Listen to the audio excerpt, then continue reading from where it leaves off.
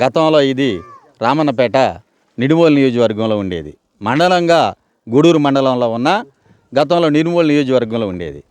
అది మల్లేశ్వరం నియోజకవర్గంలోకి వచ్చిన తర్వాత పెడ నియోజకవర్గంలో వచ్చాక ఇంటర్నల్ రోడ్స్ వేయినాయి, స్కూల్స్ బిల్డింగ్స్ కట్టించని, అంగన్వాడీ బిల్డింగ్స్ కట్టించని, ఇన్ఫ్రాస్ట్రక్చర్ ఈ ఊరికి ఏం కావాలో ప్రథమంగా ఒక్కొక్కటి చేసుకుంటూ ఇక్కడ వంతెన నిర్మించని, తాగునీరుకి ఇబ్బంది పడితే అక్కడ మంచినీళ్లు తవ్వని, సప్టాలు కట్టించని, సీసీ రోడ్లు వేయని. తెలుగుదేశం పార్టీ కాగిత వెంకటరావు గారి టైంలో ఎక్కువ అభివృద్ధి జరిగింది. ఈ యొక్క తార్ రోడ్డు కూడా వెంకటరావు గారి టైంలో వేయటం జరిగింది.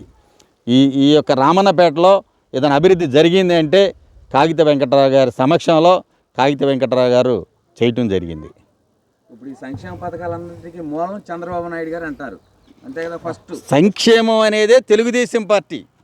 నందమూరి తారక రామారావు కూడు గుడ్డ నీడ, కూడు గుడ్డ నీడ ఈ మూడింటితో స్టార్ట్ అయ్యింది. అక్కడి నుంచి పెన్షన్స్ 30 రూపాయలు అలా స్టార్ట్ అయ్యింది తెలుగుదేశం పార్టీతో.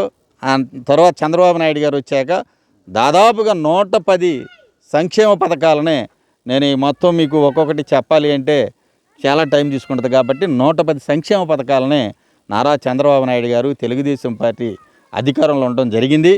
ఆ సంక్షేమ పథక ఫలాలనే కాగిత వెంకటరావు గారు ప్రతి ఇంటి తలుపు తట్టి అడిగితే ప్రతి ఇంట్లో ఏదో ఒక సంక్షేమ పథకం అందిపుచ్చుకున్న వ్యక్తులు చాలామంది ఉన్నారు.